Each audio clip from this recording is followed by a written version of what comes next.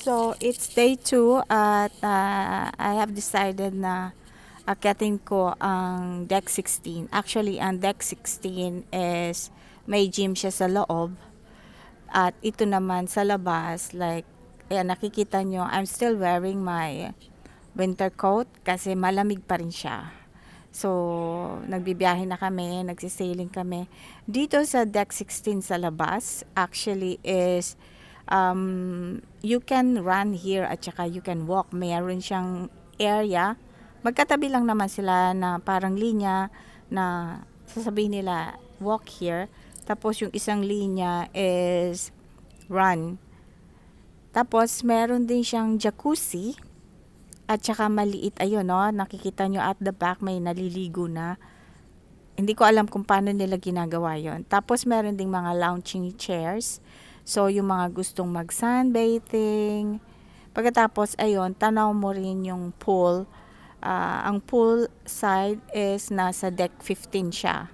So I'm one floor above the swimming pool area na masasabi kong parang public. Tapos behind me, ayan yung barko na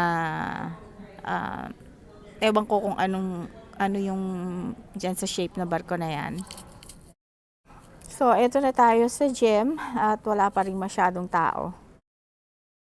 So, pagkatapos kong maglakad guys, ay nagpunta na ako sa deck 6 kasi nandun yung tinatawag na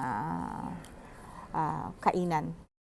Up close ng outside pool at nakikita nyo na meron na rin nagsiswimming. Now, ito naman ang indoor pool. Meron din siyang lounging chair, tsaka merong tables where you can eat. Tapos, meron din silang mga jacuzzi na mainit. Sa deck 6, meron din sila mga activities like this one is arts and crafts.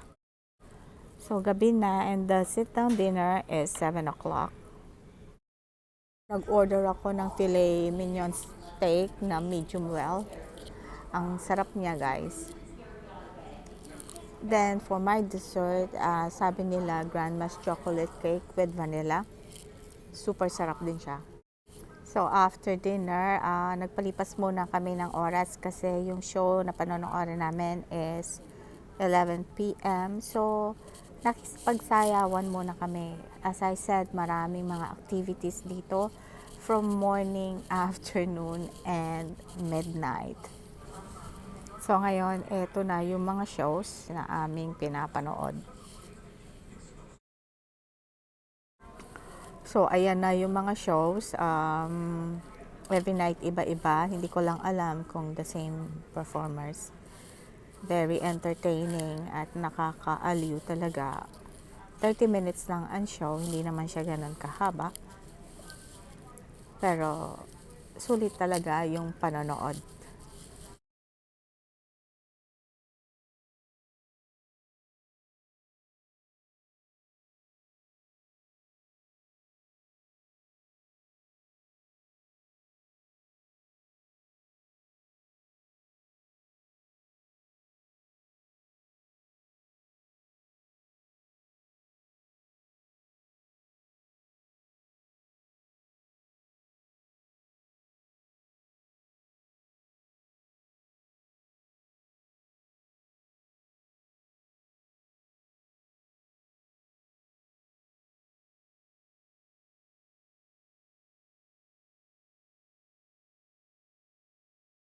So, yan ang day 2 at yung manotice nyo yung dome sa taas ng deck 6, paiba-iba siya ng design. It's really awesome.